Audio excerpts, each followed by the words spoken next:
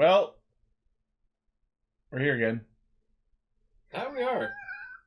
Sal's here again this week. Yeah, because Lane has to deal with things. Yeah. Because he is a responsible adult. So I'm just having fun. Yeah. What am I passe now?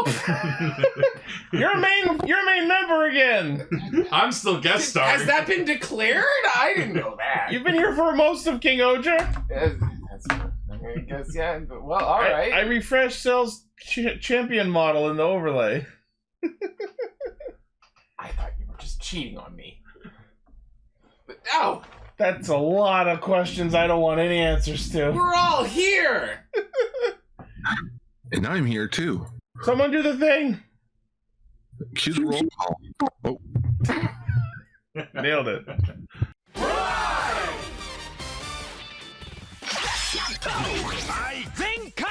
Connect. Loading. Broadcast.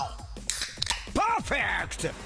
Show running super savant. Level up. Bluecaster, super Ichi. Researcher of the Tokuverse, Ultracaster, Gar, A spark of courage, the power of dreams. Orange caster, global soft perka. Respecting the source material. Greencaster. Zenshi. Trauma Inducer, Northcaster, Saga. Casting, criticism, comedy, chaos. Radio Sentai Castranger. On air! Oh my god, if you put Lane's head on that tombstone, my head on the face. Someone do it. No, actually do it. I shared his Sal's model earlier. Someone can do it. That. Please, someone do it. So someone make it, and then we'll just send it to him. Someone and just then went, we'll be okay. like, I'm lost. What? You'll see eventually. So this is why I'm not on the show. I have no idea where the fuck the cut is going to be, but welcome to Radio Sentai Castranger, episode 437. It's episode Bronzong. Nice. I got the name right this time. So let's review Bronzong for a second. Where did you fall for you with Pokemon? It's literally Metagross but defensive. Yeah. So how does he poop? Where the fuck do you think? Out of his chin, apparently. I'm guessing the giant gaping hole underneath A of him. fucking cloaca. Do you think that it's like a continuous stream of small poops, or do you think that it's one big poop? Like when you take Play-Doh out of the can? Yeah. Thanks, I hate it. No, okay. Maybe no. he's like Bender and he shits bricks. What if he has to pee? I imagine it comes out of the arms. Well, no, it could be like you said, a cloaca situation where it's all just one thing. Welcome to Castranger. We are a bunch of Toku nerds who get together every week to talk about Kamen Rider, Super Sentai, and a third thing. The pooping habits of Pokemon. No, we're done with that. We're moving on. This week we're talking about Geats episode 36, Kingohger episode 12, and our feature topic is Gakuen Tokuso Hikaruon, which is a one-shot OVA from the Metal Hero franchise. I wonder why it was one shot. Yeah, I can't imagine why they didn't do a sequel. You know what? This had a lot to say. But we'll get to that in a bit. I just think it's neat. That is the reason why I picked it for the feature. Well, that and Anime North coincides with this week's episode's release. So you felt like phoning it in? I felt like phoning it in. It was supposed to be a part of Metal April. And also because it's an anime. Also, yeah, it's an anime. And I'm like, oh, we could finish Futo PI, but then I was like, yeah, I don't want to watch like 6 episodes of Futo PI in 1 week. How about an OVA? Okay. Oh, so this resulted from laziness. Okay. You know what? I can support it. That follows the theme. But we should get there. We have stuff to say about it. Yeah. I'll say that. Yeah. But first, it's time for news mode. News mode. And our first news story is a big one because we have the announcement of the next Kamen Rider series. Kamen Rider Gotchard? Gotchard? Gotchard? So, Yeah, the first... The immediate... Twitch chart. Yeah, so the immediate guess that I think most people are making is that Gotch comes from gotcha, as in like gotcha games. Yeah. and maybe the Ard comes from card, so maybe it's about video game card. Wait, so it's just the Kamen Rider constantly trying to get the S plus and cursing when he doesn't? Yes. Someone trying to get the mythic rare. Yeah. If it's something related to Ganba Rising, that would be an interesting direction to go. What is that? It's Ganba Rising is the Kamen Rider arcade game that actually uses cards and gimmicks as to choose which riders you play as. Okay, interesting. Or, and hear me out, Shard could stand for Chardonnay. Oh, so it's a sequel to Kamen Rider G? Yeah. That'd be fun. We're actually gonna get a canon wine rider. Oh, fuck. I mean, G showed up in a movie in the last couple years. That's cool. Yeah. You know what? It's Champagner. Isn't that what we started? Isn't that what we referred to as the fucking Zenith Ranger and whatever the fuck, Nick Cosmic Fury? Oh god. Yeah, the Zenith Ranger from Cosmic Fury. Yeah, we started calling him Champagner. That's Ganba Rider. Yeah, Champagne. That was kind of cool. Can you learn it for me? His face is literally just a screen because you change him into different riders. That's cool. I like the arm. I think it's alright. Yeah. And not just because it's green, guys. A little bit because it's green. It's mostly because it's green, but... And yeah, that's Kamen Rider G for anyone who hasn't seen that. It's basically Fies. So Kamen Rider... Sure. So yes, all we have right now is the name Kamen Rider Gotchard. We have no idea what it is yet, but that's the guess so far. Okay, quick question. Don't overthink Quick it, answer. but as going off of Geets, what would you want to see? I don't know. I think it would be really, really sussy if they went from loot boxes to gacha. You know what? Can I just say, we're totally not trying to indoctrinate your kids. By the way, check out these new power-ups that they got from spinning the gacha wheel. You figured it out. It's not gambling, guys. Wow. It's not gambling if you're trading tokens. It's not gambling, it's memorizing. Nice. I can't wait to see what the pity pull is. But I would like, you know what? I would like to see a UCR, SR, SSR kind of situation for the power-ups. Oh, where the gimmicks all have rarity rankings? Yeah, maybe they're fighting something and they get resources from each fight that they're in and they use those resources to do a 10 pull. Didn't they kind of do that in Geats? And that 10 pull gets them power-ups. Yeah. Yeah, they kind of did the... Yeah. We kind of already did that in Geats. Where it's... And that's my point. It's not about the show anymore. It's about trying to get the kids to gamble. And John Toei is fucking assassinate them. Fucking assassinate the Castrangers. I would be interested to have another card-based show, I'll tell you that, because it's been a while. Yeah, since we've walked the card lines. And you know what? If it was gacha, because TCGs are gacha. It's just oh yeah. Trading card games are literally gacha. You are doing a 10 pull when you open a booster pack. Yeah, booster packs, yeah. Most things are gacha now that I think about it. Yeah. It's gambling for resources. It's awful. So the true strat is to buy the form you want off of eBay. Yes. Except you can't do that in gacha games. Unless some cheat writer comes in later. What a lot of people tend to do is they tend to actually give the password to a player who has a lot of resources and just have them pull. Yeah. A strange thing. But yeah, so that's people do for PNGs. They're JPEGs. No, they're PNGs. Yeah, if they were JPEGs, they'd be much lower quality. Pingus. Sure. So yeah, Gotchard. Shocking. Sorry, go ahead. Yay! Amazing! Someone send that to Lane. Putting that. Sal, send it to Lane right now.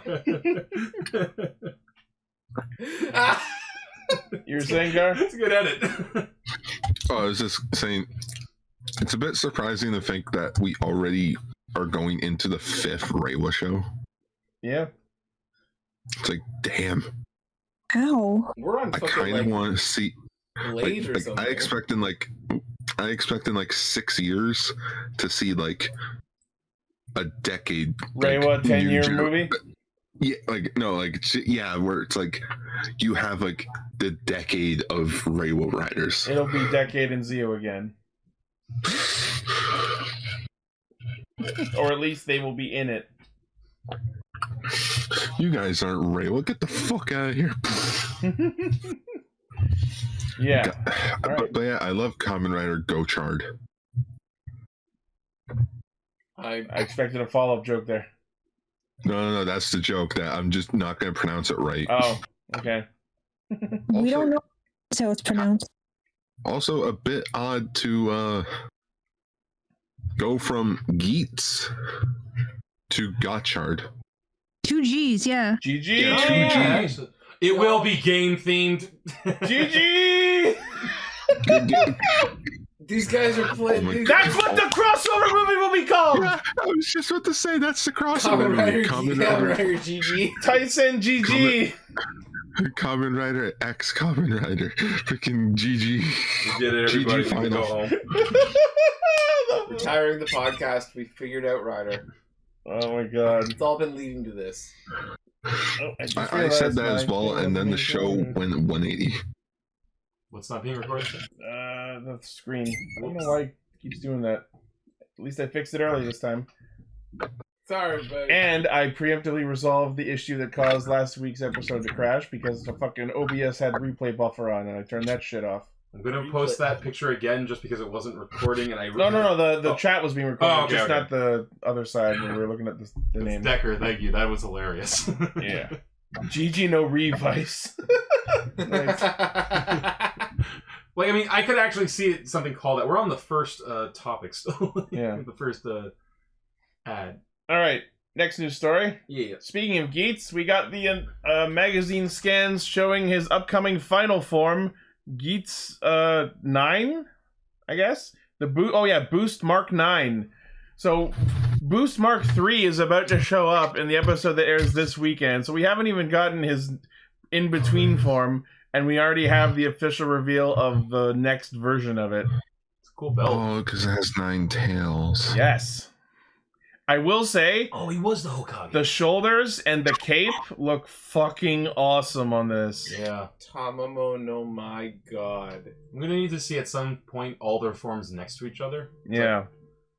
So yeah, it looks like the way this works is Boost Mark 3 is like part of the belt, and then I don't know if there's like a second part that combines with it or if it just like expands. And I think the way he reaches the form is by revolving. That's why there's this weird circular shape on like around the waist, and I kind of don't like that because it draws your eyes towards it, and it's more like, look at my belt / dick. This reminds me a lot of Agito burning and shining. Decker, why don't you like it? Sorry, let Gar finish what he was saying. Oh, sorry. Just, sort of like the idea of like you start off in one form, but then you like gradually evolve into like the true like final form. Oh, you're talking about how like the other form is just basically discarded? Yes. I see what you're saying. What I really like is it's not just one solid cape, that we can see shots where he's like jumping where the tail cape's like split. So it's at least 2 capes. I hope it's like, it'd be cool if they were each individual capes, you know what I mean? Yeah. Like a series of 9 capes. The one thing I don't like about this form, I don't like the angry eyebrows on it. Like, I get there's Kabuki inspiration in the design, but I'm not a fan of that. Can I see other pictures of the face? If there are? Okay, it's better in that shot. I was like, I don't like the mouth, but it's better in that shot at least. Yeah, maybe it was just the first picture might have just been a bad angle. Yeah. Is there like a full body of it? No? We don't have like a really good shot of it yet. Okay. This is all just magazine shots of like action angles. Let me take a look. Let me take a look. Check it. You can kind of see in this one if I zoom in real close. It's got 9 tails. Okay. And you didn't even need a firestone for it. The profile of it's pretty cool. There might actually be 9. Oh yeah, look right there. There are 9. Yeah. There you go. Yeah. There you go. He moves the. And there he is mid kick. Yeah. It's cool. The all white thing is so. It's because it's a kitsune. Yeah, I know. And that's what the belt looks like up in the top. Oh, that's It a looks cool like he belt. has a new weapon as well. You know what? Yeah, they gave him a gun blade. Do you know where it is? I wasn't sure if you guys already mentioned it because I had to go quickly do something. Do you know where it is? He looks like and he looks like a fake Grand Order boss who is based off of Tomo no Mai. But yeah, it's the bulky white and red and stuff like that, and someone was playing FGO and they designed this fucking form. I'm saying that. Okay, so here's what the description says. So using the Boost Mark 9 raise buckle, so you put the buckle into the right-hand side of the desired driver. That gets you Geats Boost Mark 3. Then you remove the front plate of the raise buckle and then insert that into the other side. Then do a revolve, transforming into Kamen Rider Geets 9.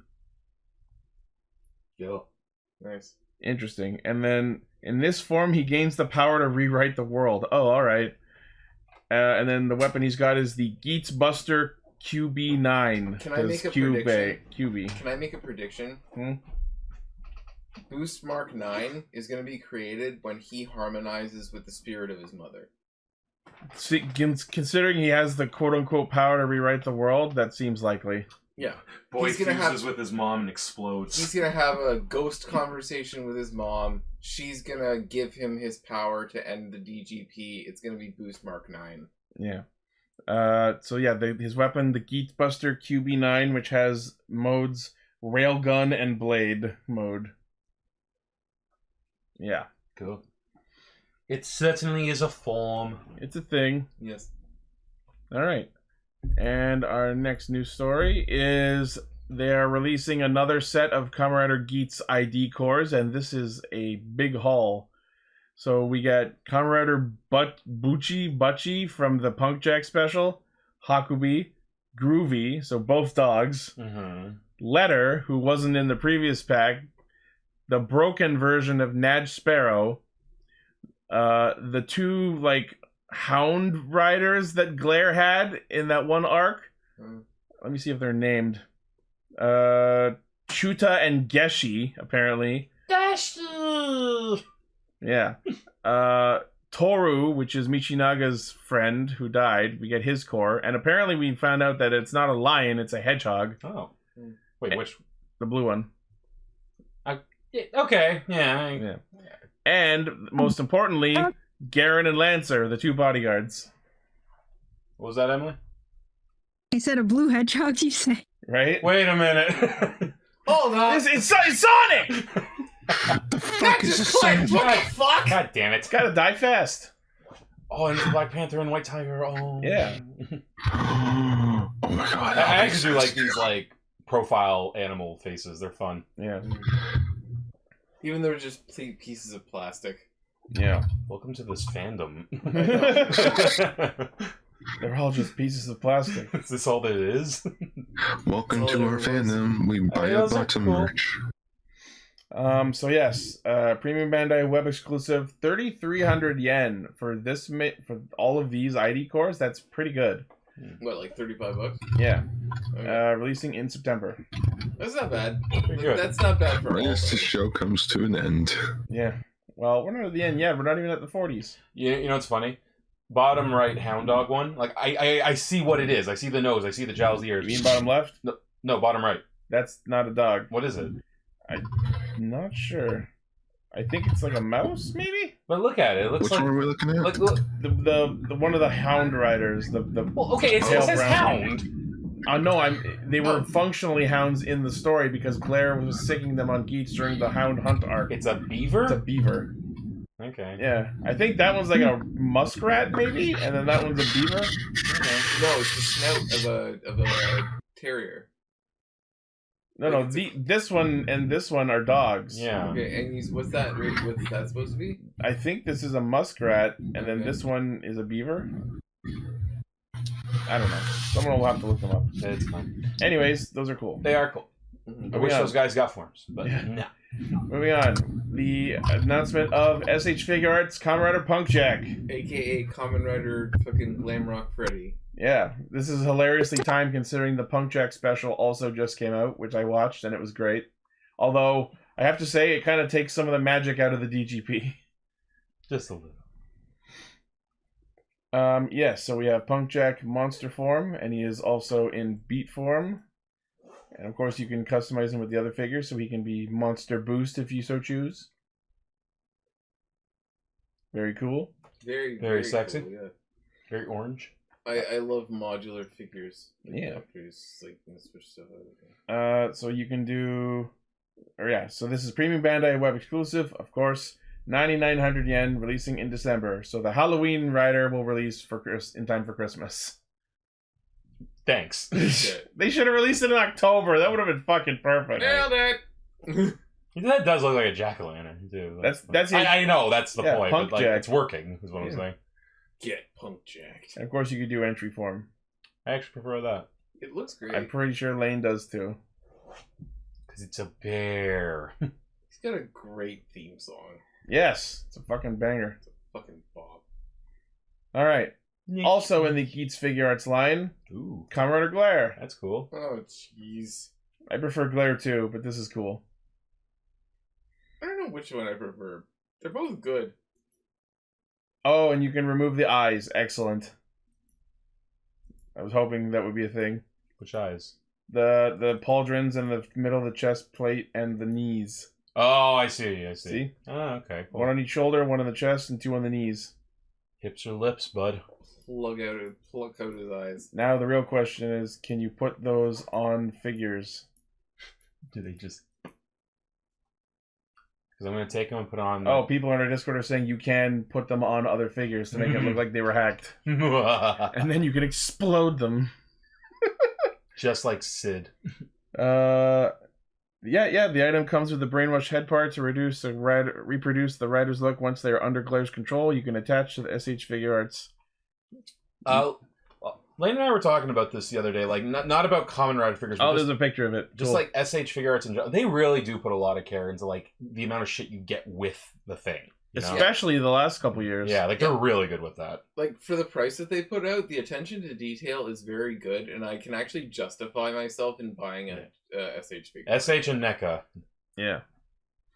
So let's see. You can have glare look without the hypno glare. I guess that's what the pieces are called. They're called hypno glares. Could you imagine this was your job though, to like pose these things for pictures, for like official pics like this? Fucking dream job. Right? That'd be fun. That's what I'm saying. Like someone gets paid to do that. What was that, Emily? No, I just think it would be great, especially since you have such an eye for detail, Ichi. You would make sure they'd actually got it right. I consider myself good at finding just the right angle to pose to show off the features of a suit. That'd be fun. So yes, the Kamen Rider Glare figure is premium Bandai web exclusive, like goddamn everything else. 82.50 yen, releasing in November. So $85. Basically, plus shipping, markup, customs, tax, whatever. So roughly $5,000. Next. That's how it's Next on the announcement bracket is the Tarantula Knight set, aka SpiderKumonos' Zords. Do you know what this thing looks like to me? Something out of Bionicle. Why you gotta ruin? Oh! God damn you! Great minds think alike. Decker was right there with you. That's the second time that happened today. Can you zoom in on the actual image of the mech on the box? Do you want that image specifically, or we can just look at the mech? Oh, there it is, right there. Yeah, sure. Oh, there we go. Okay, cool. So this is Tarantula Knight, and it comes with Godpede, which is the centipede that turns into a chainsaw. I'm not making that name I up. know you're not. Godpede. Because centipede. They sure did. And oceans existed. And yeah, it's actually called Godpede. P-E-D-E. Oh my god, this just makes me wish there was a cockroach one. Pede God chainsaw. Pede and God Cock. God Roach, come on. It also doesn't help that Godpede is very phallic. Well, it is a centipede. Yeah. and then like it curves around to form the chainsaw sword, and probably the laziest transformation I've ever fucking seen. Buffa's sword is better, yes, but this is actually kind of cool looking too. Like again, the Zords look great. Do you have individuals on the others? And then the other one is God Cicada. Looks cool. And I'm pretty sure this is the Zord that was like flooding Ishibana in the the Wrath of God event flashback Himeno told us about. So I'm looking forward to what the hell's going on with that. That looks like an enemy to Yamna. I just had a fucking thought. We're talking about this more in Kingohger. Jeremy's 2,000 years old, which means he could have been the one who poisoned her parents. Oh shit! Spoil. Well, we'll get to there when we get there. Let's see the spider too. Okay, so yeah. I wanted to talk about this. The box for when you buy just Tarantula by itself. Why the ever-loving fuck is the box art showing him over a real-ass city? He's at Nicopas. They're really not helping the Spider-Man comparisons. I think that's what they're going for a little bit. Is he swinging? Yeah. That's definitely what they're doing. Jesus. Let's take a look, though, at the thing itself, though. Yes, so that's robot form, and then that's the spider form. That looks like a stand. I like the Trans-Metropolitan eyeglasses it's wearing. They're goggles, like, because in robot form, they, like, flip up, but you can also flip them back down, so the fucking Megazord has goggles. Is that a fucking difference? What? Trans-Metropolitan is this comic. The name of the main character is Spider Jerusalem, and he has glasses that... I have to check that. Okay. I don't know why he reminds me a lot of Frash from the current Transformers cartoon. Okay, it's not a 1-to-1, but I was half right. I'm looking at this like gold spider crown looking emblem in his cannon / spider butt thorax, whatever the fuck it's called. That is absolutely the headpiece for the Zord it's going to make when it combines with Kingohger. Kind of like how Stagbusters had the freaking... Tarantulas are neat. I'm not a big spider guy, but I have to say this is probably I have to say this is a very cool mech design. I like it a lot, and I'm actually debating getting it. Look, see, I was half right about the glasses. Oh, I see what you're saying. Oh, I remember seeing this guy back in high school. I like spiders, and I'm into it. It's a cool looking tarantular. Yeah. Yeah, see, look, there's a shot of like the goggles going up and down. You know what? And you know what? I'll say this holds itself well in the white auxiliary Zords, like that can become Megazords. Yeah, so like in the spider form, it's called God Tarantula, and its robot form name is Tarantula Knight. So it's literally a white knight. It's awesome. I kind of love it. I could see this thing fighting with the Tiger Zord. I can see this thing fighting with the Rhino Zord. I'm not a fan of SpiderKumonos, the Ranger design, but I wonder why. I'm super curious why it's Tarantula Knight specifically. You know what I mean? Maybe they have a spider planned out for later. It could literally also just be, you're right, like they just like the pun. Like it's a white knight. I guess. Also, he's not a king. I know he's not a king, but... Oh, wait, there you go, actually. Like, SpiderKumonos is not a knight. He gives off, like, assassin vibes. Hey. I get it, but it's the rank below. You know what I mean? He's not a knight, a storyteller. Yeah. That too. But yeah, cool. So apparently God Tarantula features 20 movable joints, so you can pose them pretty well. Who is the greatest king of them all? Well, technically, you're not a king. Dracules, you were saying. What I mean is, you're not a king yet. Wow, it's been a while. And then someone starts singing a fucking musical number about the evil scheme that he has to do. Yeah. Alright, so if you buy Tarantula Knight on its own, it's 82.50 yen, releasing June 17th. You can buy the God Cicada by itself for 16.50 yen, same day release. And the Centipede. Yeah, the Centipede, same price, same day, 16.50 yen, June 17th. Or, of course, there is a 3-pack where you get all 3 of them together. You know, I know the real reason is capitalism, but I do like that you don't need to buy them all. Yeah. And then if you buy the 3-pack, it's 11,500 yen. And it's got a different box. So if you buy the whole thing, it's like 120-ish. Yeah. Plus. Is there boxes for the Centipede and the thing? I want to see what those are.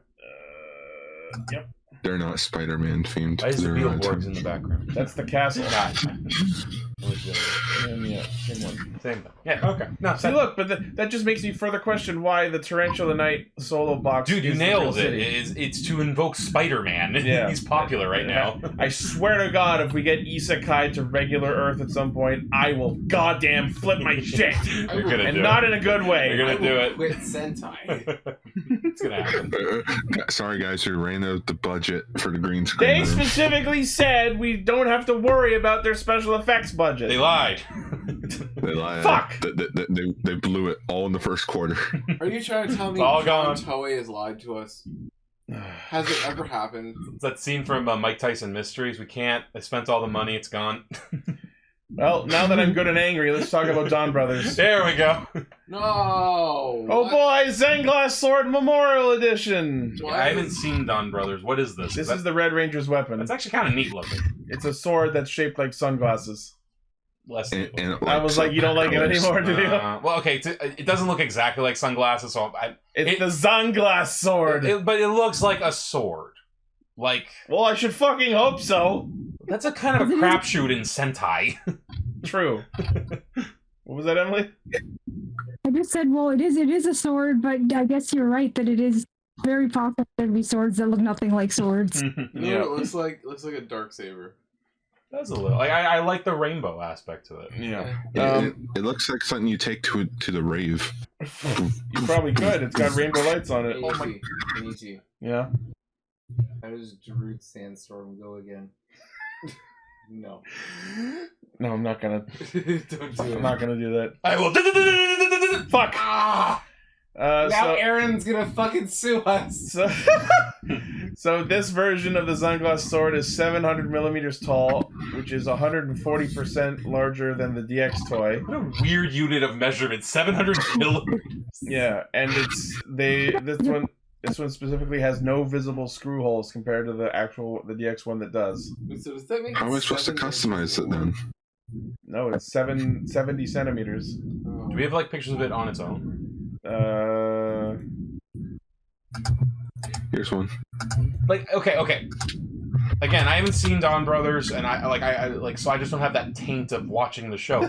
Like, but for real, like, because yeah, I see what you're saying, how it looks like sunglasses, but it looks like a sword enough. You know, the sunglass theme feels like that. It feels like a theme, not the point. Yeah. You know, honestly, the thing that kills it for me a little more is the peach symbol. That's how he like charges up his attack. Yeah, but like because the gears. It looks like obsidian to me almost. That's kind of neat looking to me.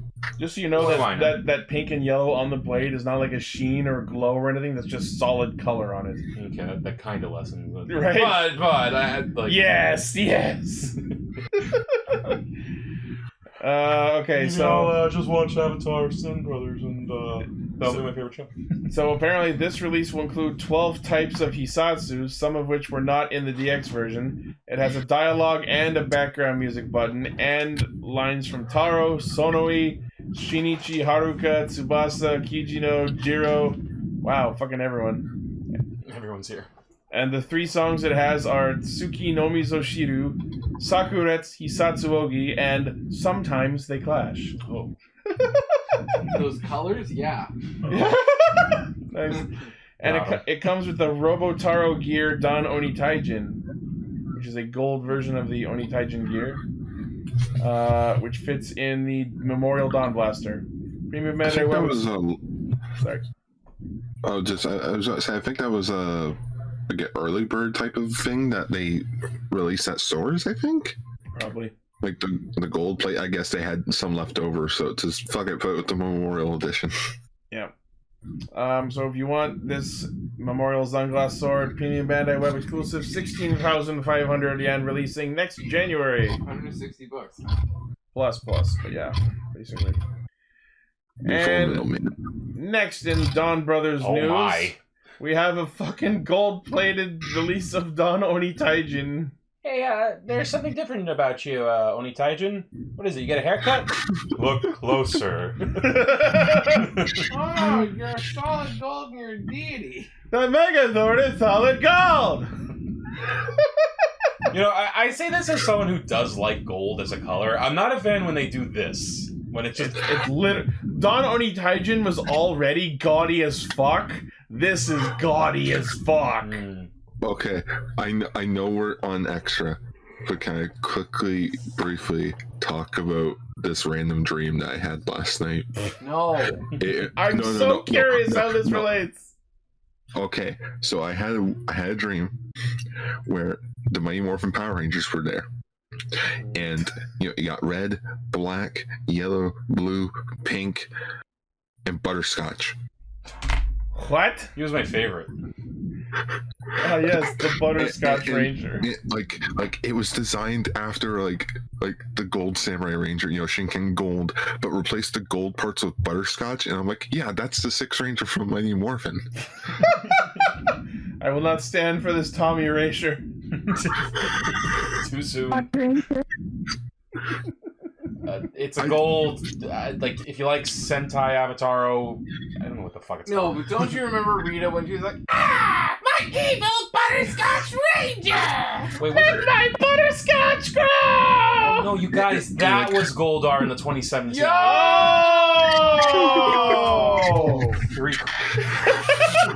Report. I told my one friend about it. He's like, do you know what this means? I'm like, I gotta go buy some butterscotch pudding. Hell Crazy. yeah. That's the Goldar Ranger. Wow. Okay, so It's Rita Sentai Goldar Ranger. So the gold on Oni Taijin was first seen at the final live tour event.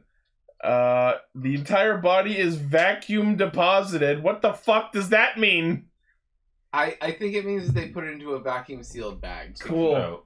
It probably has a lot of movable parts. Yeah, well, yeah. That looks intricate. The main appeal of this Megazord's original release was how articulated it was. Okay. Oh man, so yeah, they so probably much stored in a shipping. vacuum sealed bag.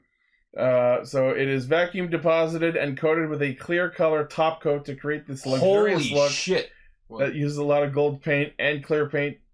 Yeah. I looked up what vacuum. That's not what it is. Check this shit out. Okay. Vacuum deposit. Did you spell it the way it's spelled in this article? Okay. Is a group of processes used to deposit layers of material atom by atom or more What? on a solid surface. Oh. No wonder this Megazord It's done is... in a vacuum. That's part of it. No wonder this premium Bandai web exclusive golden Megazord is 24,200 yen. That's over $250. The deposited layers can range from a thickness of 1 atom up to millimeters. Jesus. Ah, yes, I Wow. frequently measure my Megazord in atoms. Yeah, this is. Could you imagine owning this? This is literally the most extra Megazord they've ever released. Purely. You know how? I might actually save up to buy it. Oh my god. You know why? Like, I don't have many toys. That's special. I might actually do that. What was that, guy? oh, just you know how some action figure collectors put their figures in like glass casing? Uh huh. This, Yeah. You would have to. Like, Yep. Yeah. because otherwise that paint's just gonna chip Oh yeah. after years. So whoever is interested, this is releasing February of next year. Oh, I'll have the money by then. All I'll right. buy it. You know what? We'll do an unboxing video. it Sure. belongs in a museum. That'd be good content. Yeah. Well, hang on, when this get pre-orders it. and June Pre-orders 30th. pre-orders end June 30th, so you have a month. You order this thing, it comes in, and you open it, and it's silver. Fuck. I only got the SR. All right. X. And yet more Don Brothers news. They're doing another Noto brace, but the memorial set version, and it comes with the other three. What are these? These are like the wrist transformations of the quote-unquote villains. Okay. You know how they had armored forms? Yeah, yeah. So yeah. So this is a pack that comes with all 6 of them. These are actually kind of neat looking. Like, as trinkets? I have the one that's Oh, the first thank 3. you. Yeah.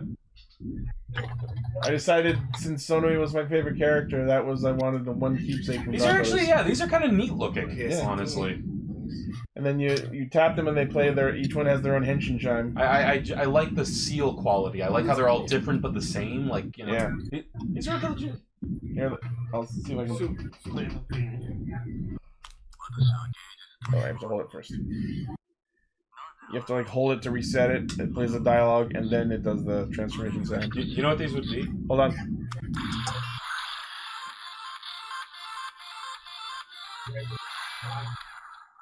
See? Cool. Their sounds are all pretty cool. These wouldn't feel out of place in something like if they kept going with Tierney Nog. Absolutely. Like these look like they would have like fit like in as these could have even been the Rangers morphers in a new season, so right? Not the Knights. I love the Noto design and these This one's my favorite. Activating it with my tongue. Sonoroku. Yeah. Yeah. Why not? I like that bronze I mean, one. technically you can. You just lick your wrist and click the button. I like the bronze one. Let's see. I want to pick my. Okay, I think my favorite has to be the black and red one. Oh, that's the top one. Sonoshi, which is that fancy looking dude in the red. He gets Cherry it. Boy Hunter. He gets it. He's very germophobic. He's like Howie Mandel again.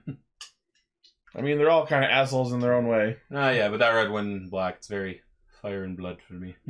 I do like that one too as well. Here, I'll pull up a picture and show you what the form looks like. That's the form. That's cool. The red one that you Sentai, like, yeah. so kind of looks like it has a face in the middle, like. Well, you better watch out. You got the two eyes, the head. Oh yeah, looks like there's a face at the bottom, and then it's just brain is like hyperinflated. Yeah, it's awesome. I like these. These are cool. That centerpiece, I don't know why. First thing that popped into my head was Dark Heart. It is kind of heart shaped. Or sorry, not Dark Heart. No Heart. Oh yeah. Yeah. No Heart was the character from the show. Game. All right, so Premium Bandai Web exclusive, 12,100 yen, December release. Cool. So $120 for all of them. Yeah, for a tiny little wrist brace and 6 faceplates. Mm-hmm. Yeah, Oh my it's terrible, but goodness. I mean, it's terrible, but it's not bad. All right. Hey, EG, look. Yep. Nice. All right. Next news story on the SH Figure Arts line of Shin Kamen Rider / Takashi Hongo. Oh, wow, that looks good. Oh boy, a character from a movie that I really want to see, but I can't. Didn't they just have their American debut? No, In America? Yeah, no, legit. They keep advertising it as a North American release, but it's only in America. No screenings in Canada. Because fuck us, I guess. And guess who's running it? Tokusatsu. Of course. So it's like, thanks, guys. Why does the you human can't say face? it right, audio podcast, but you got middle finger. Why does the human face look like Michael Jackson? Just a little. Maybe they repurposed their Moonwalker figure art. He's trying to henshin. Oh god. That sounded better in my head. The scarf that it has is made of fabric and has a wire allowing you to pose it in various ways. That's very cool. Premium Bandai Web exclusive, 8,800 yen, December release. Neat. Yodi. All right, and next on the news docket, Kamen Rider Gaim is married. Oh. Really? Gaku Sano announced his marriage to Keiko Sawaguchi. Jimba marriage. Nice. The two I have been was dating thinking for about it all week. I'm like, what Gaim reference can I make? And I'm like, wait a minute, Jimba was a combination. Yep. Nice. Jimbo wife. Jimbo waifu. Oh. How long? So the two have been dating for 7 years, and they both noted in their posts how inexperienced they are as a married couple, asking for support and to watch them with kind eyes. That's nice. We're trying so hard. Oh, I've never been married before. I don't know how to do this. Apparently, Keiko Sawaguchi is a former Predia Idol member. I don't know what that means. So she's an idol. Yeah, basically. Yeah. Just wait a minute. They've been dating for 7 years. That means they would have been in a relationship where it's just like, oh, Sano, where are you going today? Oh, I got to shoot today. Oh, where are you shooting? Well, I didn't get to tell you this, but I was an orange fruit samurai. I thought you were going to say an orange fruit sandwich for some reason. What? Yeah, you see, you know Kamen Rider? You mean that boys' toy line? Yeah, I was one of those guys. In fact, I was the 15th in the Heisei one. You were the title rider? Yeah. Actually, Get back in Diane, bed. I'm a What? orange. Jesus. Get back in bed. Wow. All right. Congratulations to them. Happy couples all around. Can't wait to see the seedling. Good for you. They're called children, Gar. You gotta go technical time term is crotch joke. goblin, Fruit, so. seeds. No, I got it. Anyway, our last news story is the Mighty Morphin Power Rangers 30th anniversary comic special. Yay. Oh my goodness, I hope this is better than the actual 30th anniversary. But probably not. I mean, probably. I mean, this landmark celebratory. I'm sorry, can I talk about this since I'm Yeah, go ahead. known for being the comic Power Ranger guy? Thank you. This landmark celebratory anthology issue will feature brand new stories that pay homage to the Rangers and will be written by Ryan Parrott, who wrote Go-Go Power Yo, Rangers. that one and art of the Green currently- Ranger is pretty fucking rad. Yeah, Sorry to that's interject. Yes, that, you can tell that was definitely done for Jason David Frank. For half a sec, I thought that was especially- just a shot of the suit. My personal favorite one is the all Tommy helmet one. Oh, Yeah, nice. That's dope. They didn't Matt leave out Groom. Turbo. Matt Groom's also writing it. He's currently writing the Marvel Ultraman comic with Kyle Higgins. He's also doing Inferno Girl Red. I recommend that. Amy Jo Johnson's apparently doing something involving this. Oh, yeah, I'm not like sure if this is a part of that 30th anniversary thing she mentioned. I think, according to this article, she's one of the people writing it. Huh. Yeah, but I'm not sure if this is what she was referring to like a few weeks back, saying that she had her own thing in mind. Maybe it was. Maybe it'll be an anthology thing. It looks like it's a bunch of stories with different art styles. Yeah. It is. It does say anthology issue. Oh, okay. Yeah. Well, then, yeah, she's writing a segment for it. Sure. Let's take a look at those pics again. The top ones here? Yeah, what we got here. Oh, well, That's the song. fun. You'll probably love this one. This is a wraparound cover. Oh yeah, no, we were looking at that. It's great. I was gonna get down to that. Let's take a look. I sorry. love Dark Spectre eating the logo, Yeah, it's dope. or maybe that's Malagor. I don't know.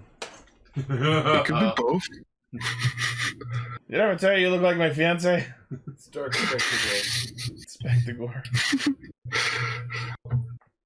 Cool though. So many artists are a part of this, especially those who have already worked on the comic beforehand. So this is gonna be great. Yeah. And it's gonna be releasing August 30th. 2 days after the Power Rangers 30th anniversary. Nice. Nice. 2 days after our Shattered Grid live script read finally goes out Oh, after fucking- being a 2-year thing. Ah! After 2 years, I'm free! It's time to read. It's time to Get sent by recap Dragon. comics! Anyways, yeah, that's the news. You're the Wait, news. actually sorry, I had one more thing. Just Okay. just one thing. And it's a quick plug. My friend Matt, he does the Monstrosities YouTube channel, talks about Godzilla sometimes, but he recently did the first part to his Kamen Rider Gaia documentary. Oh yeah, that's this guy's Please go watch it. Check it out. It's pretty cinematic. Like, he put a lot of effort into this. And I don't just mean he read Wikipedia and rewrote it in his words. Gasp! Well, That's great, my- Cobb, but we're not that's my allowed to job. plug other projects, so you're fired. Alright. Alright, that is the news for this week, and now it's time to go on to Geats.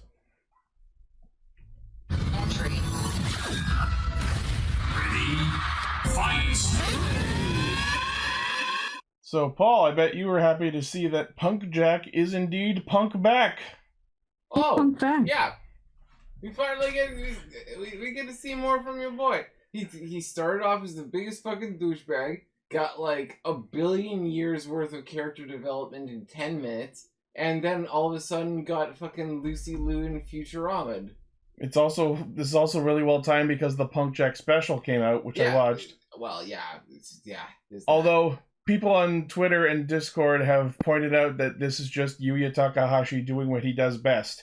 Take this stupid rider that everyone loves, killing him off, and then bringing him back. They did it with Laser, they did it with Jin, and they've done it again with Punkjack. Let's not take things back. Let's not say things we can't take back. But no, yeah, I'm happy that he's back.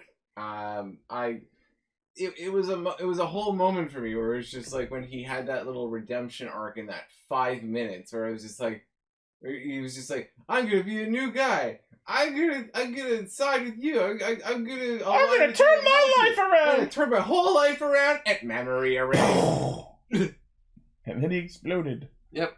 As is tradition. Yep. All right, so yeah, Niram and Win are back, and they're making preparations to back the fuck out of this era, referring to their retreat as the Grand End, which is a term that we haven't heard before. It's the series finale. Yeah. It's the final solution. No. Well, I yes. have to say, my favorite part of this has been how Farrelba carries Kekker around. Yeah. It's just hold him. He is hold. Someone's gotta. Whoa. I will say that the whole Buffa fighting the Keybladefish Jamato and not being as super powered as he was with the Riders was absolutely something that I'm sure everyone saw coming. They specifically worded the way he made his wish was that he has the power to crush all Kamen Riders. So of course the logical solution is if he fought something that's not a Kamen Rider, he'd get his ass kicked. And I love that they pointed out the short-sightedness of this. It's like, yeah, you basically gave yourself a shield against the thing that would guarantee you that you would live. You are still incredibly vulnerable to the one thing that can kill you for real. Good job, Buffa. I got it. Without his head, he's powerless. Like, really, God, you didn't think this through, did you? I mean, that's the usual thing in anything that involves wishes, right? It's like a monkey's leave it paw. to Ace to just come in and be like, well, that's because you're an idiot. Seven in our Discord chat brings up a good point, though. How would he do against a Jamato Rider? Well, we'll never know. Neutral damage. The Jamato taints the Rider side, but the Rider side empowers the Jamato I think they qualify as a Rider-like, but I don't know how that would affect his powers. Because they are not common Riders. Here's what I think. I think that his wish is only effective against the standard Rider design of the DGP. Because that was his understanding of Riders going into making... Well, it's not just anyone with a Desire Driver, because he also kicked Glare 2's ass. No, but they're still Kamen Riders. Yeah. It's not about the driver, it's about the rider. And in this universe... So anyone who actually uses the title Kamen Rider. Yes, and the DGP has pretty much a monopoly on that. Yeah. But when a Jamato does it, it's not a full Kamen Rider, because it's also the villain move. Yes. Sorry, what was that, Emily? I just said it's cultural appropriation. Cultural exchange. But I got it, like, as Decker posted screenshots, it was clever that Geets decided to use that functionality of Buffa's Rider invincibility to his advantage, where he bounced a kick off of his chest plate. That was really fun, yeah. Because Ace is always right. Yeah. I like that. I like in any team up when they use their powers in conjunction, you know? Yeah. And speaking of in conjunction, what we got this week that I was super happy to see was the Geats Buffa double henshin. Yeah. That was really cool. Them fighting together in general was really cool. It's weird to see, but it's also satisfying at the same time. Some really good camera work in the fight choreography this week. Like, holy hell. Absolutely. One thing I want to say that I found kind of interesting, though, was Buffa's whole fall from being the champion felt like, that's how they opened the episode, you know? Yeah. That felt like it should have been its whole... This episode felt like it should have been coming off the last episode, which ended with him losing. Well, you know what I mean? This is after several episodes of Buffa being an unstoppable juggernaut fighting the other riders. And then that's what I mean. And they just, we're done. Well, it doesn't mean he's done. It just means... No, but that story arc is done. It means that they're done. Well, let's keep in mind that now... At the end of the episode, Archie dies, which means the Jamato as a threat is effectively removed. Okay. So now he has other riders to deal with again. And also bear in mind that Ace during him. Sorry. Go ahead, Emily. No, I just said it was really sad seeing all of his Jamato mourn him. That whole scene, he was just going for the Oscar. Holy crap, that was amazing. Just reaching for the camera, the wide-eyed stare. The soft focus, the fucking rose petals falling from the sky. Oh my god. Oh god. What was this, a K-drama? Like, hear the soft violin music. Right? Could you imagine, like just shooting that scene, though? Like, and like, you're one of the people in the mook suits going like, Dad! Father, no! I'm sorry, Father. Yeah, cue My Heart Will Go On, but played on, like, flutes badly. No, it's like on the recorder. That's it. That's what I'm thinking of. Yeah, so the other plot in this episode is, because of the Jamato attack, Sara finds out that Keiwa is Tycoon again, because Kekara tells Archie to murder Sara so that Keiwa will undergo character development. That's how you do it. Absolutely. I want my protagonist to have a character arc, so murder his sister. Perfect. It worked perfectly well with Naruto the other way. Why are you doing it this way? That's meme worthy. Oh yeah. And also, like, before that whole happens, Keiwa is just getting worse and worse at being stealthy. I'm so glad he doesn't have to do it anymore. It's because Keiwa's an idiot, but we all love To be a ninja. Sorry, Emily? He's supposed to be a ninja. Right? He's supposed to be better at this. Yeah, but he's bad at everything. Last week he was actually really good at it. I don't know why he just decided to stop trying. Yeah, because the script said so. We spent our effects budget. So yeah, the fight against Keybladefish happens. We get to see Buffa Monster Zombie, which is pretty cool. Because he flips the fever buckle into monster. Oh yeah. And then Baroba takes Nadge Sparrow's busted ID core. So now I'm wondering if they're going to grow a Jamato that inherits Daichi's memories. Oh, no. I'm like, we just got rid of him! They're sure I'm just gonna go, it's Nadge Sparrow. How many times do we have to teach you this lesson, old man? Nobody even wants him back. Who's doing this? Baroba's doing it for the lulz, literally. Nobody wants this. Or to quote Hellboy, didn't I already kill you? It's like in the Aqua Teen Hunger Force, I got better. Where it's like they were gonna bring back Steve with the drum solo of life, but Professor Rue was like, no, it's fine. Don't worry about it. We don't actually want that. So it looks like next week's episode we will see Boost Mark III fighting Kamen Rider Gazer. I'm happy to see Gazer again. Can we talk quickly about the drawings? Oh yeah! The best part of the episode was Buffa drawing out all of the riders as cats. It was wonderful. And then Geets comes along and just recreates the thing. And perfectly draws Punk Jack's helmet. That was a good joke. You know what I like too, though? This was a personal thing, like, because I like Buffa's like the character I like the most in this. Oh, first of all, I love that it was the first time I think ever you said they ever had inner monologue. Yeah. And right as they reveal the Punk Jack drawing, you said out loud, "Wow, that's good." And this next second, Michinaga says, "Wow, that's good." Also, I realized that, like, again, because like I like Buffa, and I realized that I had actually years ago drawn a picture of my dog, kind of in the same style he did. Like, look at this. Can you share that? Yeah. like that's Simba. Right. It is time. It's my boy. Oh my god. And for those of you just joining us, there is a dog in the room. Yeah. Supposed to be. Wow! Borkcaster. It is Borkcaster. This is Bork.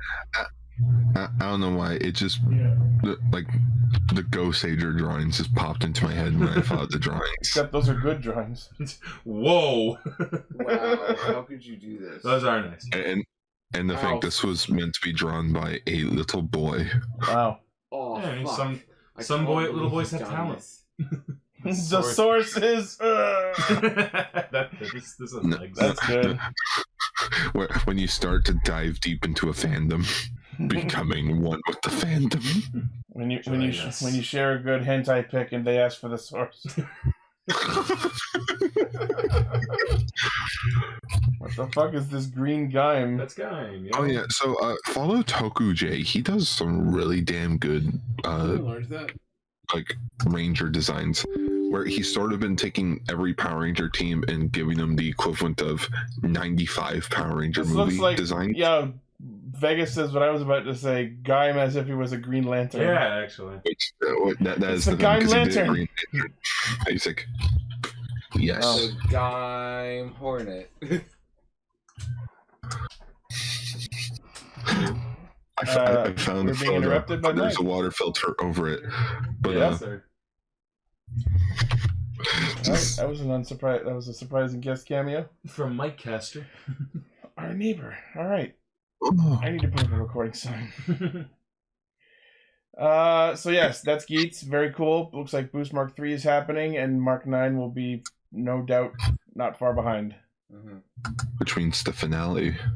We're slowly. We're only on getting into 36. We still got at least 10 episodes. That's close to the finale. It is close, right? If you consider 1/5 close. Anyways. Alright, Kingohger time. Since Lane's not here, I'll do it this time.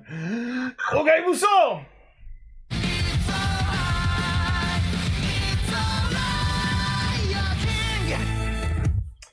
So now we've met Jerami Brassieri, aka the shit disturber of a Super Sentai. The utter mad lad he is. The complete and utter nonsense incarnate. I cannot imagine what this person's thought. I do not want to be in this person's inner monologue. It just sounds anxiety inducing. Okay. I do have one question, however. Why is it that his origin story was done with the animation of Prince Ahmed? Why? It kind of was. This show has been interestingly experimenting with a lot of different things in terms of visual aesthetics. Not only do we have the actual fantasy world that the show actually takes place in, then we had that one bit with the plan to kidnap or save Gira from Racules that looked like a fucking video game with their heads. And then we had this animation of Jeremy's origin story. It's a good looking show. Yeah. It's pretty good. Except for the one shot where it's it's around the end when he's telling his story. There's just this giant extreme wide shot, which you see them all as tiny little specks. It's like, okay, Toei, we get it. You're trying to show off. Look how great my VFX is. It's like, dude, you could have done this medium shot. I've gotta say, misogynistic tendencies aside, I thought it was kind of hilarious when Jeremy just shoots Himeno's mouth shut. Oh my god! What did I do? I had the the moment that web hit the mouth, just muscle memory made me go, finally someone shut her up. Just full on Lord Zed. Just he shoots the webbing. You can't do that. You can't do that on television. Also, EG, I think it's cute of you to think that was solely out of misogyny for talking and not other reasons to have that on her mouth. Well, no, not bad. Go away. Go to horny jail. So anyway, the crux of the episode is Jeremy walking around and talking in coy, fucking poetic riddle nonsense to dance around the idea of actually explaining who he is to the other Kingohgers, and that wouldn't be dramatic enough. Sorry. That wouldn't be dramatic enough. Yeah, the point of his character is, it's boring if we skip to the end and if I speak normally. Can't you read between the lines? Why are you all so dumb? What I love, too, is that not one of them... Because, no, you can't figure this out that easily. Stop trying to unravel my mysteries! I think he might be my favorite. The fact that he's got this sort of over dramatic camp storyteller thing going on, but his actual backstory is really sweet, and his mission is to create peace between the Bugnarok and humans because he loves them both. But he thinks that's too like corny, so instead he like writes all these stories about it, and he's the one who left the legend and all the clues. And yeah, it's interesting. Like he talks about how he left all the legends about King Ohger to the humans, and the legends about the 3 deities to the Bugnarok. So he's literally a neutral party playing both sides, which is interesting. Like Kakuragi Dabowski. Both sides for the good of them both. I love it. No, see, here's the difference. Jeremy's playing both sides. Kakuragi is playing all sides, thus playing none. Kaguragi's playing his own side. Right. And speaking of Kakuragi, this week we actually found out some interesting shit. We now know why he's been working with Hercules. Apparently, he's got his sister kidnapped. Huh? That's an interesting development.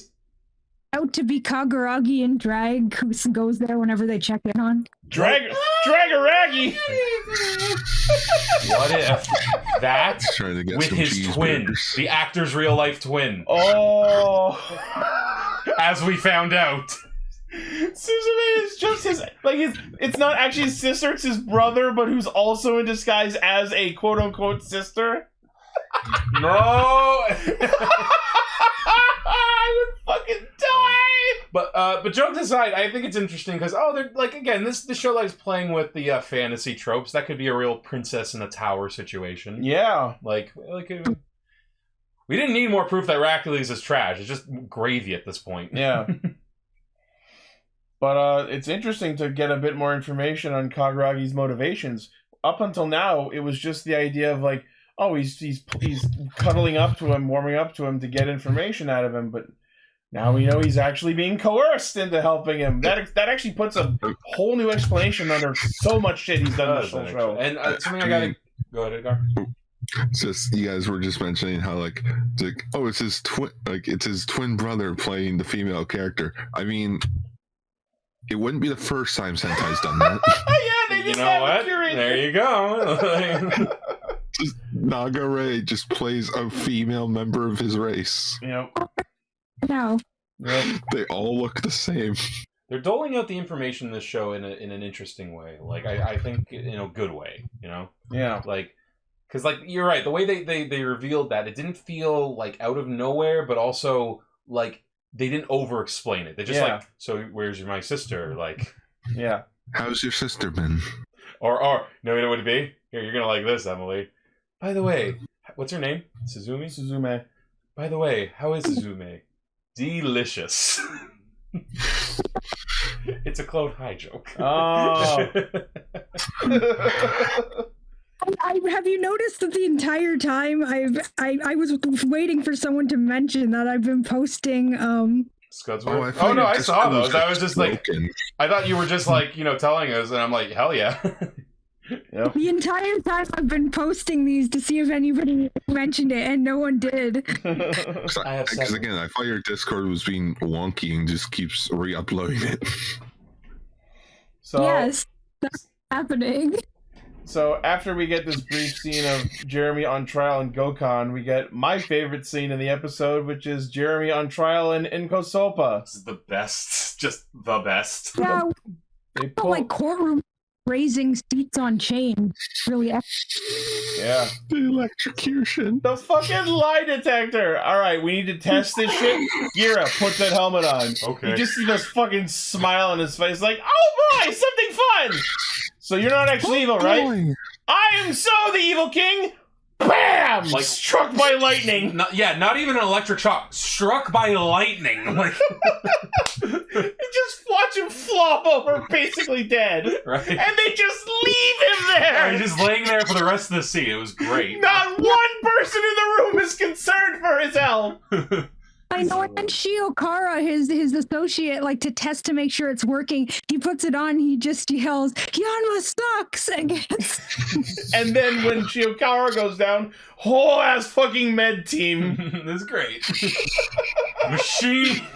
I did also love Rita's whole like interaction with this, like, because she's like, no, you have to be lying, because you know she's all like facts and logic and like reality. It's like, I'm 2,000 years old. It's broken. I love that's the funniest bit about it is like they test it on Gira. All right, it's working. Strap Jerami in. He says all this shit. He's lying, but we just tested it. Test it again. And then when they do, she's like, well, machines can be wrong. It's like it's the equivalent of, I don't believe in aliens. The fuck is that then? Or no, like that scene in The Simpsons where they went to Africa and they see a rhino hatch out of an egg. Wait a minute, rhinos don't hatch eggs. What did you just see, Lisa? What did you just see? Oh my god. Or the fact, you know, Family Guy, Brian calls himself an atheist, has literally met Jesus on several occasions. Jesus has been to a house. What more do you want? The other thing in this scene that I'm very interested in is we get a snippet of Yanma backstory. He's about to put the CD into his CD player, and Jerami mentions Gin-chan, who apparently was Yanma's teacher. That's interesting. Like, and the man who taught him how to work on the Zords. That's it. That, like, damn, they've actually thought this show out. Like, I like it. The one who taught him.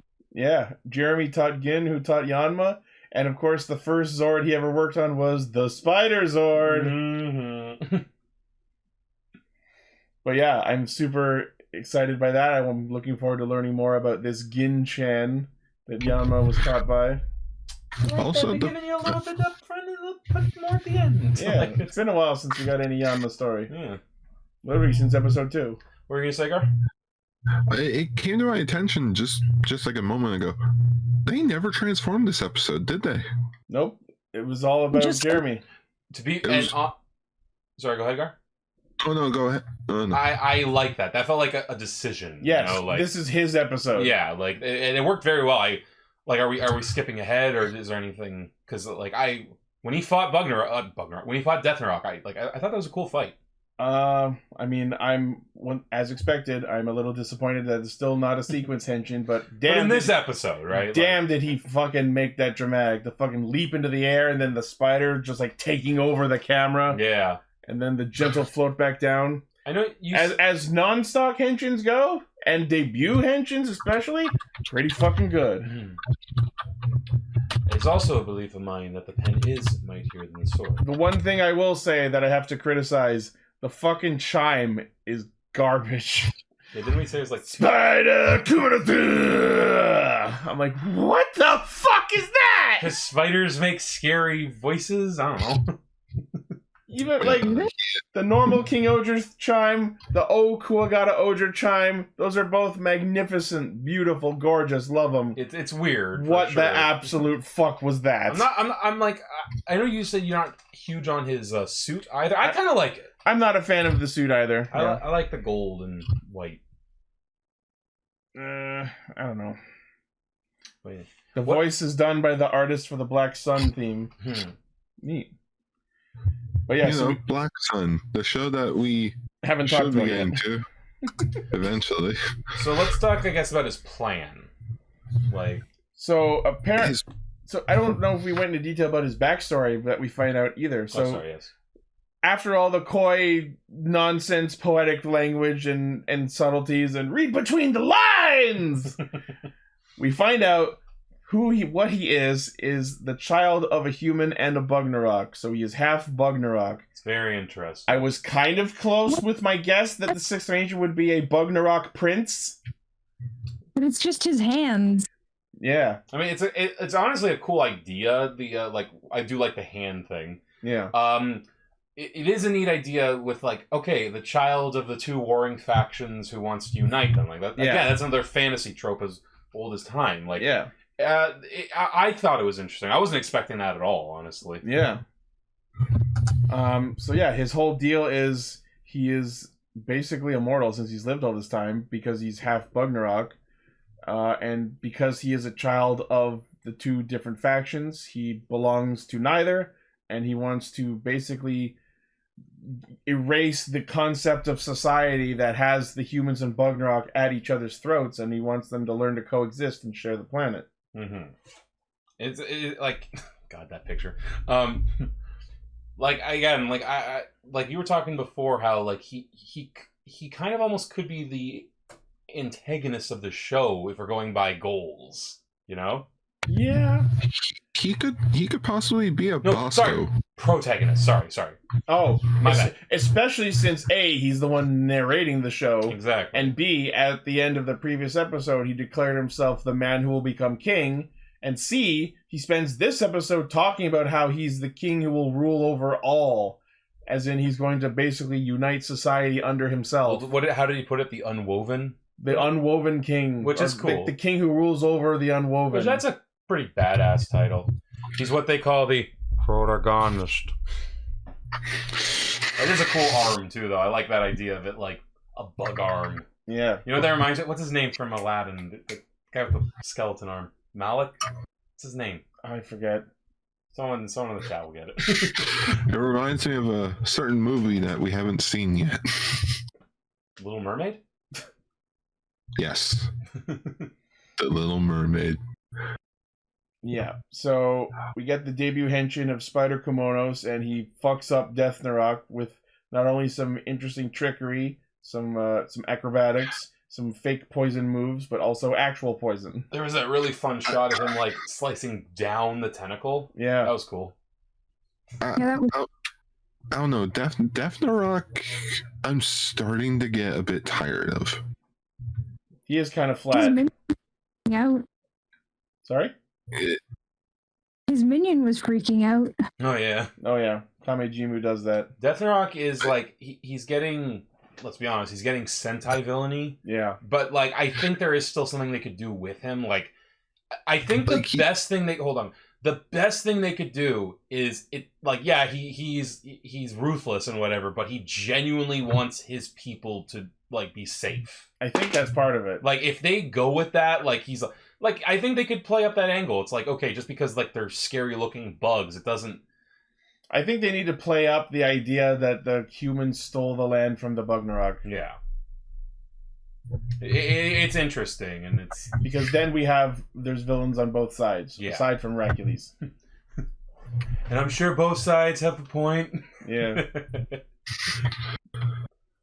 I'm sure that's the direction we're headed. Like, I'm just more into the whole villains bouncing off of each other's. We do have basically 2.5 villains. Yeah, which is interesting. Like I'm liking how they're telling the story, because like there are different factions. I'm sure they're gonna all be like interwoven at the end, no pun intended. But like a giant spider web. They're handling this surprisingly well. Like, this could be a mess. Considering we're only 12 episodes in, this has been pulled off surprisingly well, yeah. Yeah, well, I mean... So far. Well, like, and he could, like, to your point, Thunder, like, he could be, like, he does hate humans, but, like, why wouldn't he, right? Yeah. So is this, We suck. Sorry, Gar? We suck? Yeah, we as humans, we suck. Yeah, I was thinking about this, like... Little sidebar for a second here. I was thinking about, like, you know how in movies, television, whatever, if there's like the on land world, us, and like the underwater world, you know, like Atlantis or like Little Mermaid, it's always presented as the humans are throwing their shit in the ocean. Yeah. Why don't we have one time where like they're throwing their shit on land and it's like, stop, you're polluting. That would be a good like instigational event. Yeah. Like, we discover them because they're discarding their shit up onto surface. You know what I mean? What were you gonna say, Emily? But that would ruin the message. That's a great idea. It's not fair to always paint the humans as the bad guys every single time. Oh yeah, I mean it just gets boring after a while, honestly. Yeah. If you just every time, no, humans are the real monsters. Also, another funny moment we haven't talked about yet. Gira attempting to have a brain blast. Oh yeah, Jimmy Neutron style. Oh, they went full on in his head. Like he's like you could hear the fucking Interstellar theme playing, like as he's like trying to put together what Jeremy's saying, and he's like going full Sherlock. And a lot of very funny beats in this episode, honestly, because when it zooms out to, I have no idea what you're saying. Like, nope. And Jeremy's just frustrated, like, why are you so dumb? Oh my god, no. As someone who writes, like, I feel his pain. If this was an old school anime, just... That they'd all be on the floor. Still lost it. Everyone just instantly on the floor, legs up in the air. Teardrops. Is this where we get to the point where I say, so this is why this reminds me of Ice and Fire? Just saying, there's some White Walkery vibes going on now with what they did with Jerami. Just saying. Also, speaking of Death Rock, he pulled a fucking Rancic and drew a new sword out of his own arm. So cool. Yeah. I love that. Like it's like a big old like piece of like bug shell. Yeah, that was cool. Death Rock is like, I want to like him, but the problem is like it's the Sentaiisms that are holding, and like we said before, the villains are kind of the least fleshed out thing here. Yeah, like I said, I hope they do something with them. We've got 40-ish episodes to go. Cancelled. So yeah, it looks like next week we're going to focus more on Jeremy's efforts to stop the humans in Bugnarok from fighting each other, and also the debut of God Tarantula. Ooh. So we'll see the Zords next week. Yeah. Do you like tarantulas? Who likes tarantulas? I love them. Not a fan. Like so much has happened in this show. I am now starting to theorize, where do we go? Where do we go from here? There will be filler episodes for sure. So many plot points ringing in my ear. Oh. The Five Kings defeated everyone. Yeah, Shut up, heard Deckard! the story. Don't jinx it! We don't isekai this show! They're gonna do flips. And then suddenly Truck-kun shows up. No! And smashes Kingohger. Here's the real question. When they, God, Truck! That's actually what I was literally about to say. That's how they're gonna have to do it when they do the crossover. That's fine, as long as it's in a movie and not the main show. Not like where. No, I agree. I wouldn't want this. Sorry, Gar, hold on. I wouldn't want this to become, and now we're in the human world, like as the show. That's basically what Q Ranger did. The first few episodes are there exploring all these other planets, and then like, oh, we're on Earth now. I get what you're saying. Yeah, it does feel a bit more because like the story is more the focus, like Kamen Rider, so much as the beats, the jokes that Sentai uses. And I appreciate that for the most part, but as I've been very vocal about, that has unfortunately come at the expense of some of the most beloved tropes of Sentai. You? Just to quickly bring it up, I was thinking about it at work this week on how Dawn Brothers and Kingohger can do their crossover, and it's so obvious. How is it? Dawn Brothers had the doors that can let you teleport anywhere in the city. Oh, they just step through a warp door and end up in GQ? Oh. Yeah, they open up the door that has the Kingohger logo or something on it, and just what just happened? Yeah, I can see that. Well, like Haruka just sees the giant bug and just screams. Is that an isekai if the opposite happens? If like the fantasy thing shows up in the real, is that still an isekai? The point of the definition of isekai is different worlds. Oh, so okay, as long as it's one person going, as long as it's someone going to a world that is not theirs, it's an isekai. Okay. So me going to Europe technically counts as an isekai. That's exactly what Ichi's asking for. As long as it's in the movie, I'll accept it. We're making a Kingohger movie directed by Racules. Racules makes himself to be the big hero. That's the Kingohger movie. That'd actually be kind of funny, like a propaganda film. I mean, that's what the Racules specials are, aren't they? No. I want to see an actual like done up like our loving king and monarch, Racules Haste, like. Wow. And like it's just like it's him like with kids like he's who loves his people. Like, do it for the children. All right, let's get to our feature topic. Good episode. Okay, thank you very much for having me on the show. Whoops, I forgot to update the sound. We're going to talk about the feature topic now. Oh, I know that. Thank you for joining us, Emily. I'm actually kind of glad she's not here for this topic. Oh boy. Skyworth is one of the best. Yeah, hearing what you said, but take care, everyone. Have a great weekend. Stay safe. You as well. So, Gar, would you kindly explain what the ever-loving fuck you made us watch? You want to know why we're not friends anymore? Well, 8 years of friendship just went down within the span of a half an hour. If anything was going to do that for me, it was anime. That sounds legit. And so, I think my friend Mike Dent shared like a photo of this guy on Twitter, and I was just like, "Who is this?" And I look up the opening. This is pretty cool. Is it subbed? It is subbed. Ooh, it recently got a Blu-ray remaster. Cool. This You know, I'll add it to Metal. I had no context. All I had you was hadn't the seen opening. This got I on had Blu-ray? the opening and the visual. Okay, I'll give you this, Gar. Opening alone, yeah, sure, I get it. Like, okay, no, this looks like fun 80s, cheesy anime. The animation looks cool in the opening, I'll give you that. There are some interesting artistic choices at some parts of the early episode. However, most of this was shit. Like, this is one of the worst things I've ever watched on this show. This got rapey. Quick. Several points. Like, okay, trigger warnings all around. Like, honestly, like, there's a lot of fucked up shit in this. Yeah. Including actual nipple. Yeah. So we gotta thank Kazuhiro Ochi for doing this. I know where I'm sending my roses. He was the assistant animation checker for the Transformers the movie. I see. The key animator to Lupin the Third Part 3. Yurasen Yatsure, he was an animator on that. That explains a lot. This is apparently done by Studio AIC, which according to my quick Wikipedia stands for Anime International Company. As you do. Okay, so I guess let's get into this. So we open on a suicide.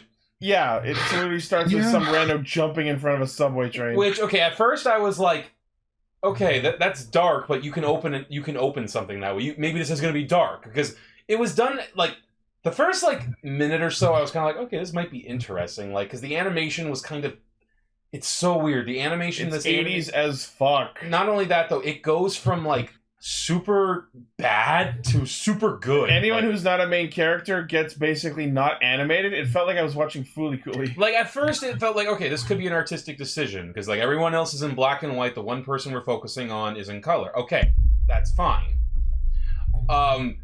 And then I started noticing, though, like, wow, they're reusing a lot of character models in the backgrounds. Like, in the same shot, they're using a lot of the same animation. Oh, he jumped in front of a train. Like, I'm like, oh, that was like the thought process. And then, boom, slam, we go right to the very upbeat theme song. That was the most awkward thing in the whole... Like, what the fuck? Guy jumps in front of train. Tokusatsu opening sung by goddamn Akira Kushida. It might as well have just gone full out, like, what's like one of the, like, more jovial Sentai themes out there, like... You got the medals 1, 2, and 3, life goes on, except his!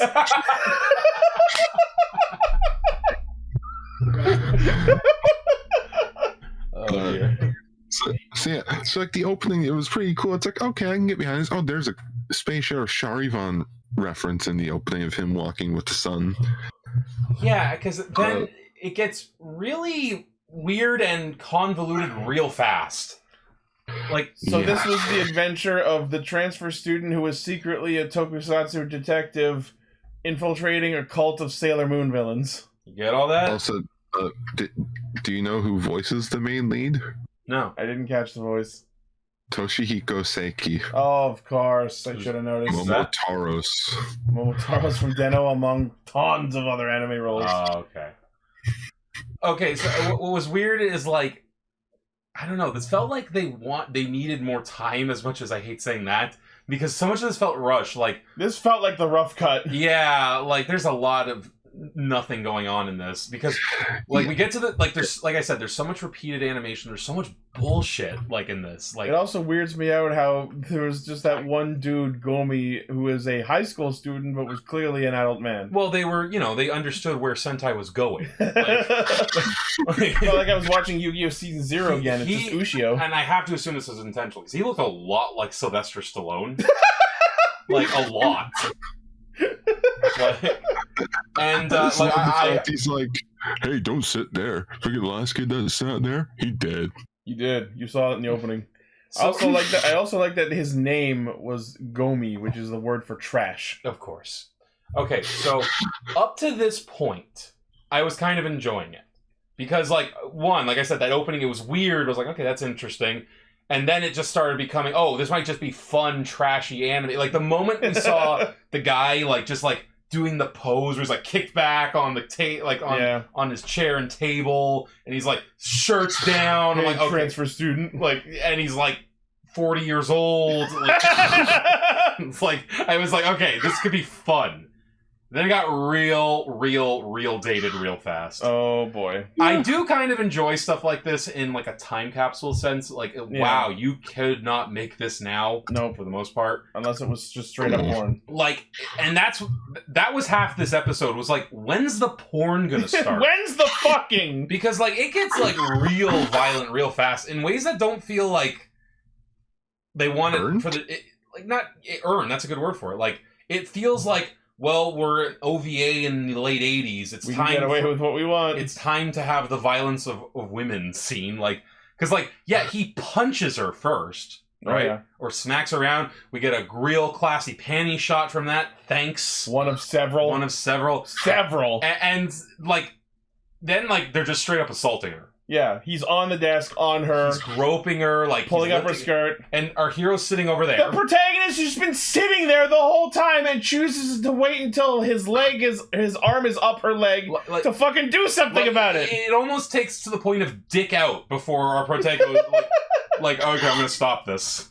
Like, yeah, and he had a look on his face, too. Like, I want to see how this turns out. Like, let's see where this goes. Yeah. I'll allow it. I want to see where this goes. So then our hero finally saves the girl by throwing a dart. Yeah.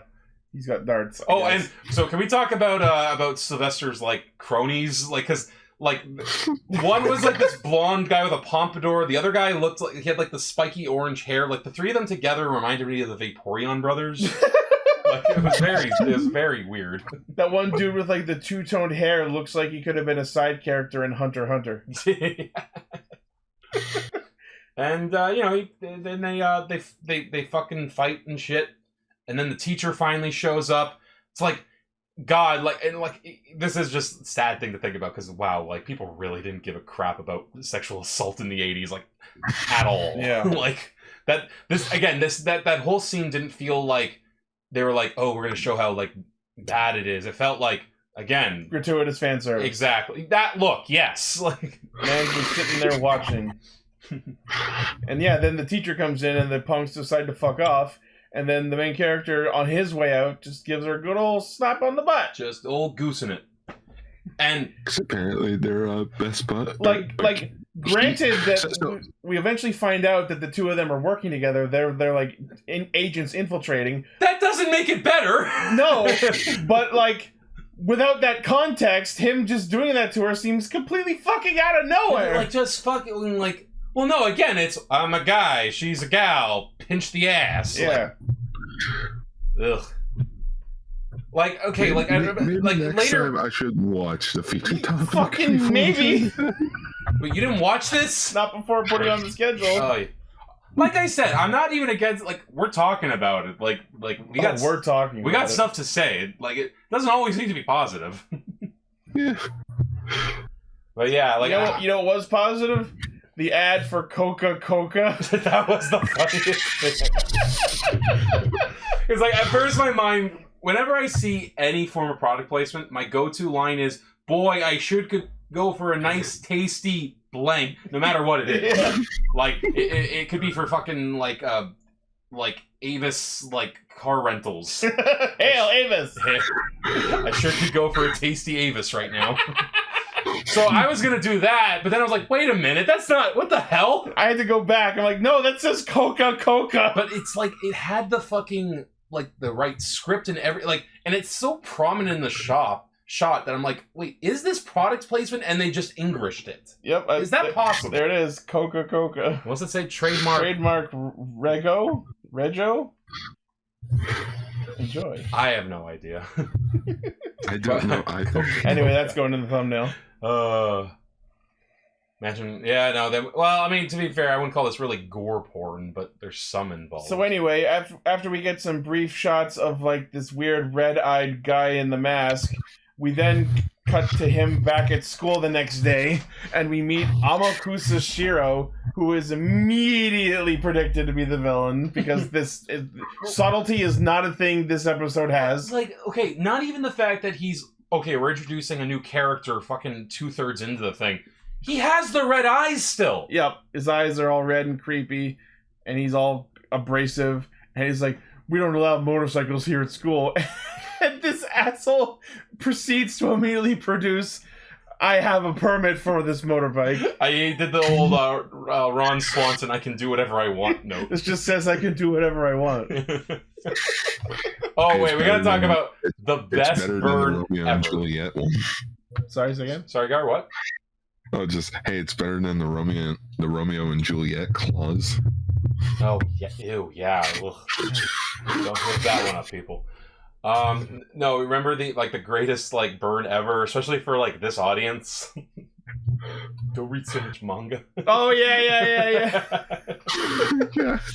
That almost felt like it just straight up look at the camera. Don't be nerds. That was when main guy goes fighting with the mafia thugs in the alleyway. Yeah, and they say all the fucking tropey lines of confronting dudes in alleyways. And then he whoops all their asses, and it's clear that's where the budget for this special went, into that fight sequence. Yeah, it looked good. And then, as he walks off, he's like, "Don't read so much manga." Had he henshined at that point? No. Okay. He only henshins the once at the end of it. True.